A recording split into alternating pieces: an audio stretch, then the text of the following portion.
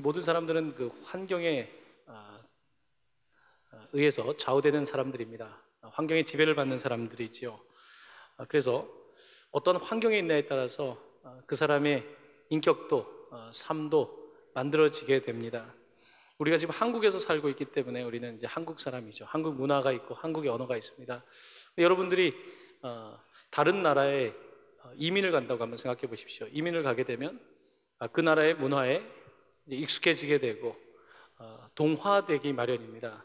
외국 문화에 동화되는 거죠. 미국에 가면 미국 사람으로, 아프리카에 가면 아프리카 사람으로 동화가 되게 되어 있습니다.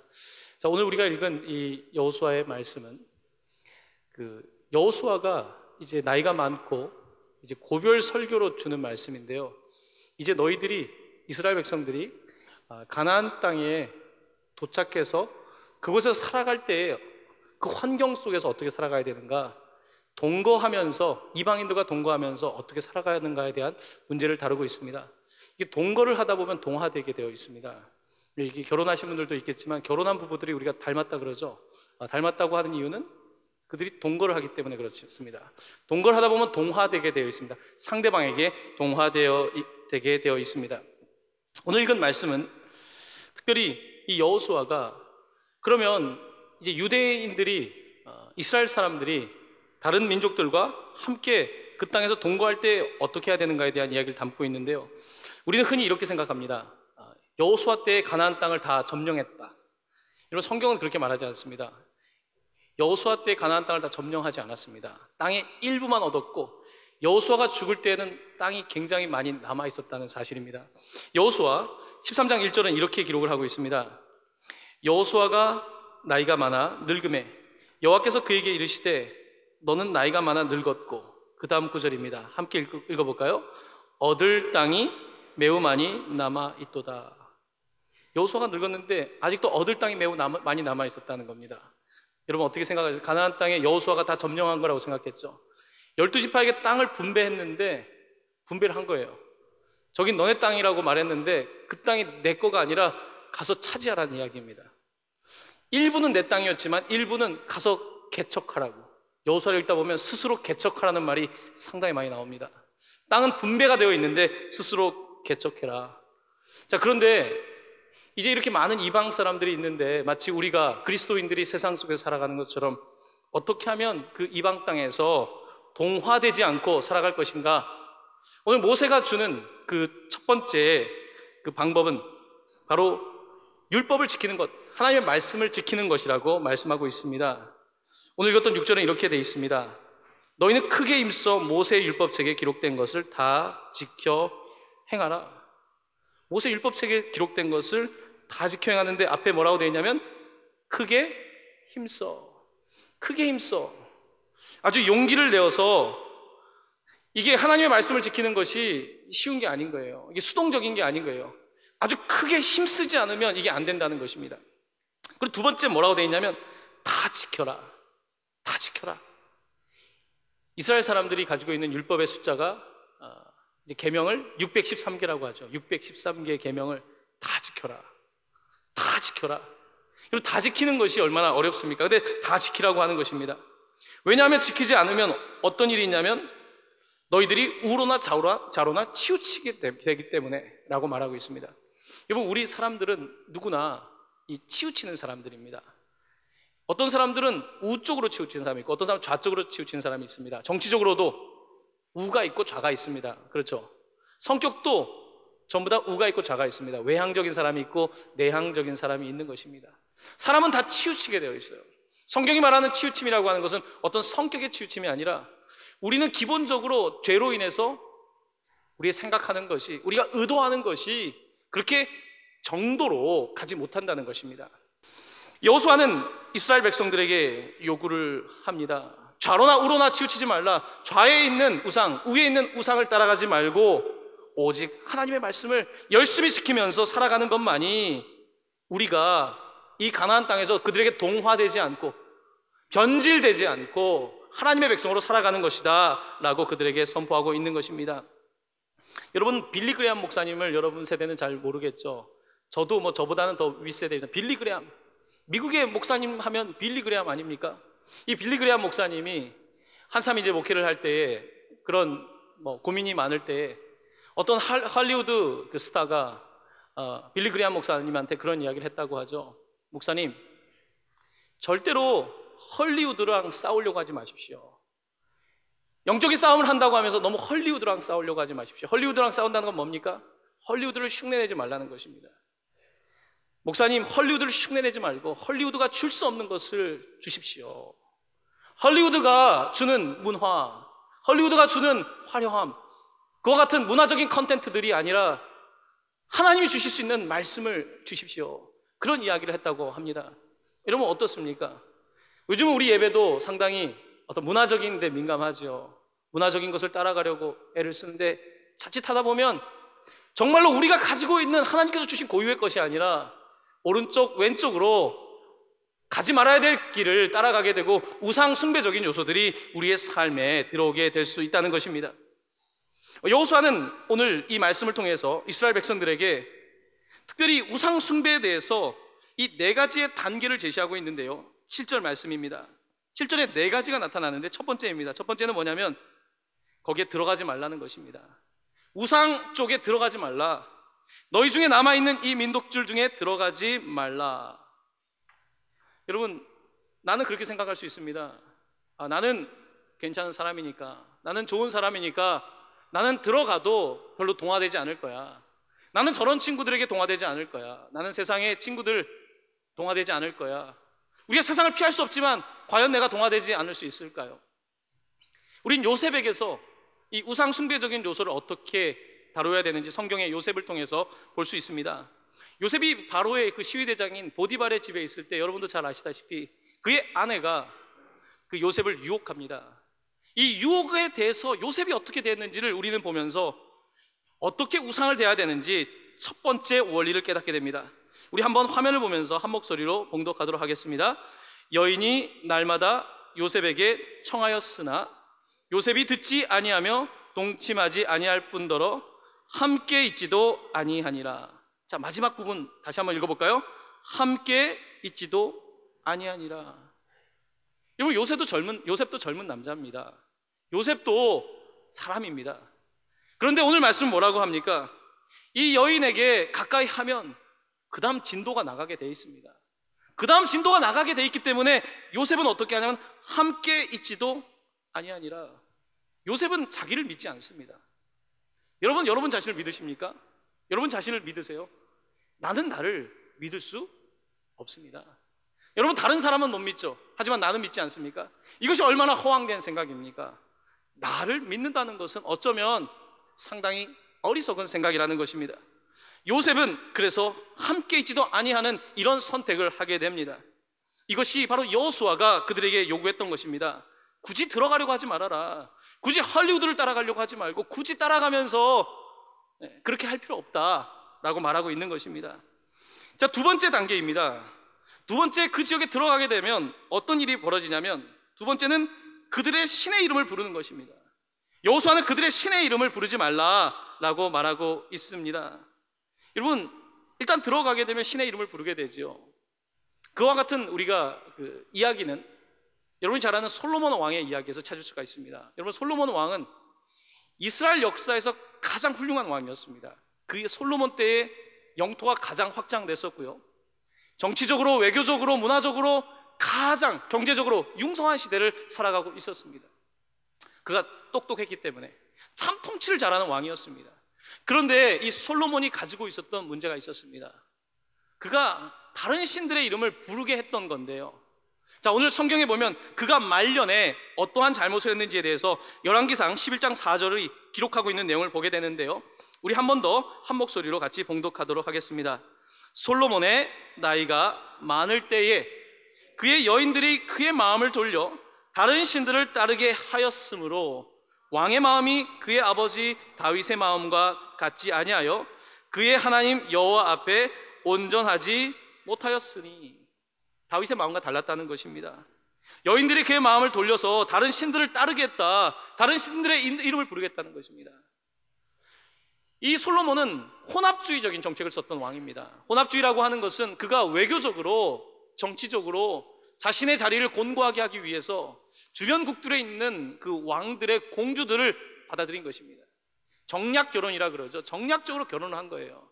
그래서 주변 국들에 있는 이 공주들이 들어오게 된 것입니다. 그러면서 그들이 신들도 데리고 오게 되는 거예요. 당시는 이 신들이 지배하는 세상 아니었습니까? 이 신들이 들어오다 보니까 일단은 들어온 거예요. 들어오다 보니까 어떻습니까? 그 다음에 그들의 신들의 이름을 부르게 되는 거지요. 솔로몬은 어쩌면 쉽게 생각했을지도 모릅니다. 나는 하나님을 믿는다. 하지만 이것을 그냥 용인한 거지요. 그래서 두 번째 단계로 들어가게 되는 것입니다. 신들의 이름을 불렀다는 것입니다. 그가 하나님을 섬기지 않았다고 성경은 말하지 않습니다. 그가 다윗 아버지처럼 온전한 마음으로 섬기지 못했다. 그가 혼합주의적인 신앙에 머물렀다라고 말하고 있는 것입니다. 자, 이제 이방 신들이 있는 곳에 들어가고 이름을 부르게 되면 세 번째 단계에 들어가게 됩니다. 그 세 번째 단계는 7절에 계속해서 뭐라고 되어 있냐면 그것들을 가리켜 맹세하게 된다는 것입니다.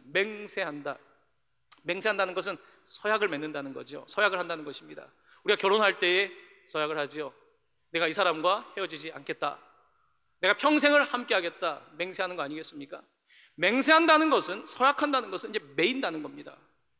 매인다는 거예요. 여러분 조심하셔야 합니다. 누구랑 쉽게 맹세하면 안 됩니다. 맹세했다가는 어때요? 그 다음에 내가 매이게 되기 때문에 힘든 거예요. 여러분, 기독교에서 그 결혼에 대해서 말할 때 이 결혼, 우리가 하나 되게 한다는 그 표현은 원어적인 표현으로는 이 종이 두 장을 마치 본드로 붙여놓는 것과 같다는 겁니다. 글루로 종이 두 장을 붙여놓는 거랑 같다는 거예요. 딱 붙었어요. 자, 이 딱 붙었는데 그것을 뗄 때 어떻게 뗄 수 있어요? 한 장씩 다시 뗄 수 있습니까? 못 뗍니다. 찢을 수밖에 없습니다.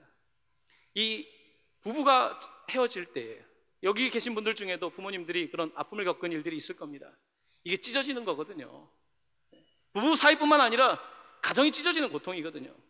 이게 맹세라고 하는 것이 그런 겁니다. 맹세는 책임져야 되는 일이기 때문에 그게 쉬운 일이 아닌 거예요.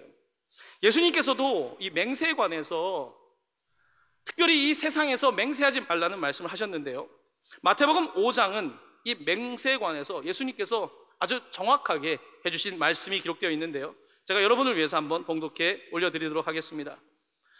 나는 너희에게, 예수님의 말씀입니다, 나는 너희에게 이르노니 도무지 맹세하지 말지니 하늘로도 하지 말라, 이는 하나님의 보좌임이요, 땅으로도 하지 말라, 이는 하나님의 발등상임이요, 예루살렘으로도 하지 말라, 이는 큰 임금의 성임이요, 내 머리로도 하지 말라, 이는 내가 한 터럭도 희고 검게 할 수 없음이라.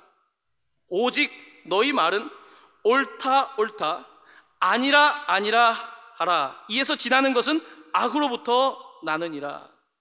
무슨 말씀입니까? 여러분, 우리는 맹세, 내가 하늘로 맹세한다, 땅으로 맹세한다, 그 당시에 사람들이니까 예루살렘으로 맹세한다, 내 머리, 내 목숨을 두고 맹세한다라고 말하는데 맹세하지 말라는 것입니다. 왜요? 하나님께서 보고 계신데 무슨 맹세가 필요합니까? 코람데오, 그리스도인의 삶은 코람데오, 하나님의 면전에서 하나님의 얼굴 앞에서 살아가고 있는 사람들이 뭐 하늘로 맹세한다고 해서, 땅으로 맹세한다고 해서, 내 목숨 걸고 맹세한다고 해서 그것이 얼마나 효력이 있겠습니까? 사람들은 그런데 하나님 앞에서 살려고 하는 것이 아니라 어때요? 자꾸 맹세를 하려고 하는 것입니다. 주변에 맹세 잘하는 사람들 있죠? 나 진짜 맹세한다, 나 오늘까지만이야, 오늘까지만 한잔하고 내일부터. 맹세하는 사람은 주로 어떻습니까? 이런 사람들은 보통 잘 못하는 사람들이 맹세를 합니다. 여러분, 맹세, 혹시 남자친구, 여자친구가 여러분에게 맹세할 때 조심하셔야 합니다. 내가 맹세해. 여러분, 그 의미 아시죠? 다 쓸데없는 짓입니다. 맹세라고 하는 것은 그렇게 효력이 없는 경우가 참 많다는 거예요. 하늘로도 땅으로도 맹세하지 말아라. 매이지 말라는 것입니다. 특별히 세상으로 맹세하지 말라는 거예요. 세상의 것들과 맹세하게 될 때 그것이 나를 붙잡게 되기 때문입니다. 자, 이렇게 맹세하고 나면 이제 마지막 4단계입니다. 7절 마지막에 뭐라고 말합니까? 그것을 섬겨서 그것들에게 절하게 된다는 것입니다. 그것을 섬기게 되고 우상에게 나를 맡기게 된다는 겁니다. 여러분, 예수님은 우리와 동일한 시험을 받으셨죠. 40일 동안 광야에서 시험을 이제 금식을 하시고 시험 받으실 때 어떻습니까? 이게 시험도 단계가 있거든요. 우상 숭배도 단계가 있거든요. 첫 번째 단계는 뭡니까? 이 돌덩이를 빵으로 만들라는 겁니다. 이 떡보다는 빵이죠. 네, 이 빵 같은 거죠. 이 돌덩이를 빵으로 만들어라. 자, 이 시험이 별거 아닌 것 같아요. 배가 고픈데 예수님이 능력이 있는데 돌을 빵으로 만드는 게 뭐 그렇게 잘못된 겁니까? 도덕적인 잘못입니까? 뭐 그렇게 잘못한 거예요. 그렇죠? 배고팠으니까 이해할 수 있지 않습니까? 하지만 이 시험이라고 하는 것은, 우상숭배라고 하는 것은 이런 작은 일에 시작된다는 것입니다. 작은 먹는 것에서 시작될 수 있다는 것입니다. 별거 아닌 그 시작이 더 한 단계 한 단계 나아갈 수 있는 겁니다. 자, 두 번째 시험은 뭡니까? 예수님을 성전 꼭대기에 데리고 와서 뛰어내려라. 이제 조금 더 고차원이 되죠. 이제 단지 육체적인 어떤 시험이 아니라 심리적인, 나의 자존감이 있는 거예요.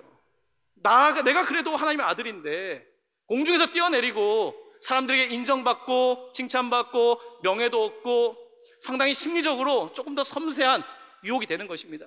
겨우 먹는 거가 아니라 그 다음은 조금 더 우리의 마음에 흡족한 그와 같은 시험거리가 있는 것입니다.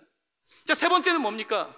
예수님을 이제 꼭대기에 올라가서 높은 산에 가서 다 보여주면서 나한테 절해라. 사탄이 말합니다. 나한테 절하면 당신이 본 모든 것을 다 주겠다고 말하고 있습니다. 사탄의 시험은 뭡니까? 마지막에 사탄을 예배하게 하는 것, 우상을 예배하게 하는 것. 처음에는 먹는 것으로 시작했는데 마지막에는 영혼을 파는 것. 이것이 바로 우상숭배의 단계라는 것입니다. 예수님께서는 이와 같은 시험을 당하셨습니다.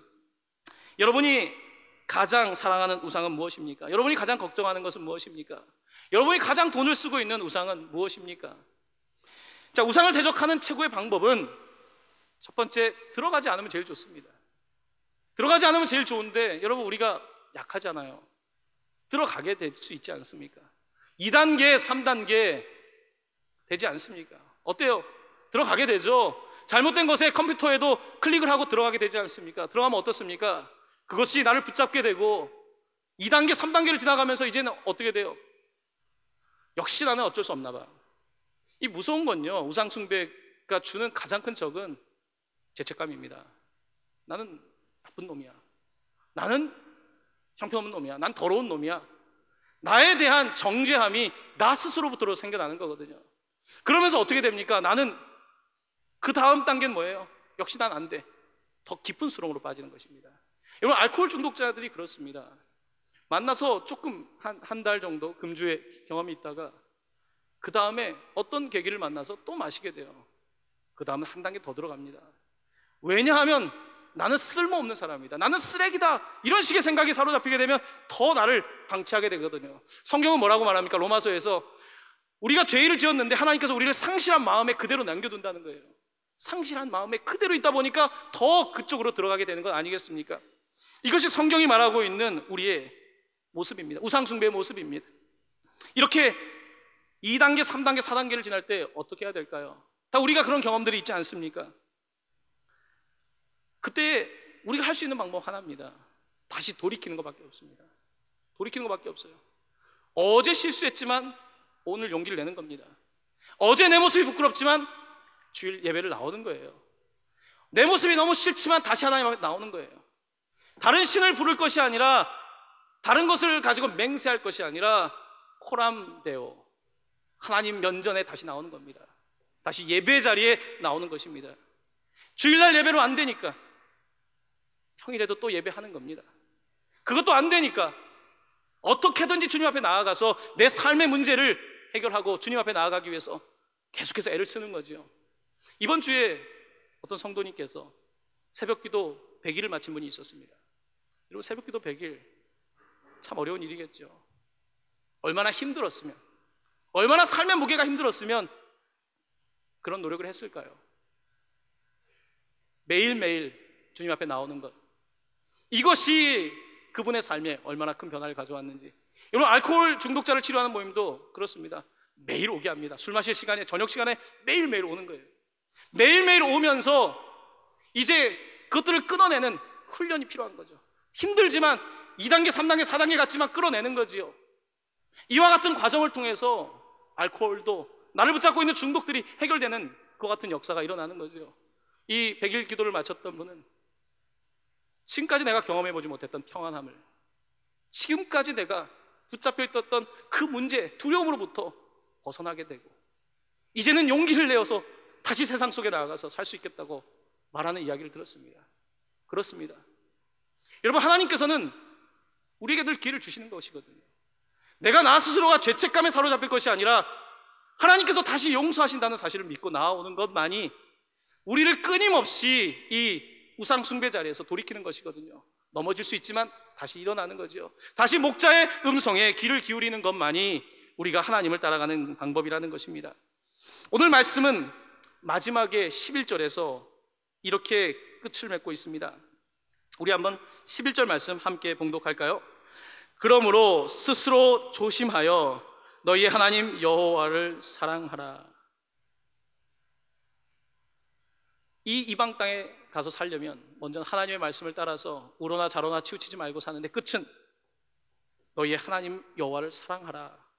자, 그런데 이 사랑하라는 말 앞에 이번 주에 묵상을 하면서 저에게 크게 와닿은 구절이 있었습니다. 뭐냐면 앞에 있는 스스로 조심하여, 스스로 조심하여입니다.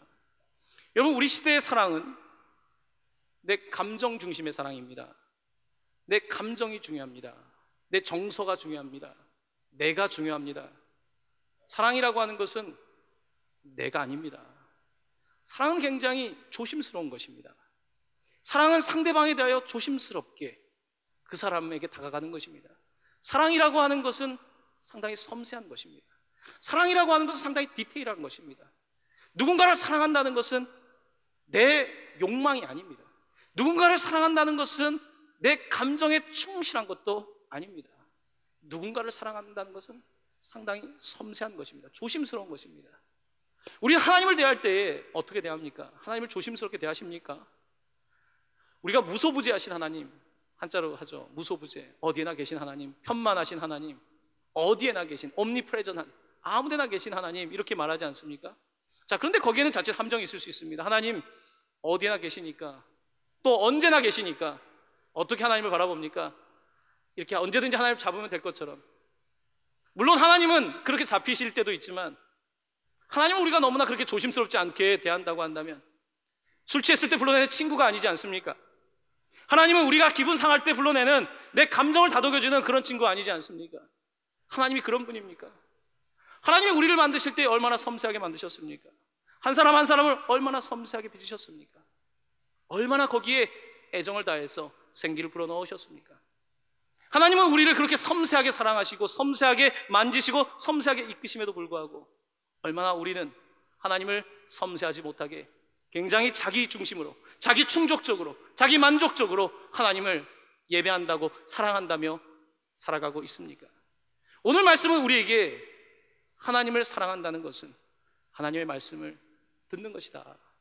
보이지가 않지만 듣는 것이다. 귀가 예민해지는 것이지요. 하나님의 음성에 예민해지는 것이고, 그 음성을 따라가면서 좌우에 있는 우상들이 있지만, 보이지 않지만 그분을 신뢰하며 나아가는 것이고, 아주 조심스럽게 섬세하게 떨어지지 않기 위해서 애를 쓰는 그와 같은 삶, 그와 같은 여호와 하나님을 사랑하는 삶이 가장 이 땅에서 세상에 살아가고 있지만 세상에 살지만 세상에 속하지 않는 삶을 위한 방법이라고 우리에게 말씀하고 있지 않습니까? 사랑하는 형제자매 여러분, 참 유혹이 많은 때입니다. 참 시험이 많은 때입니다.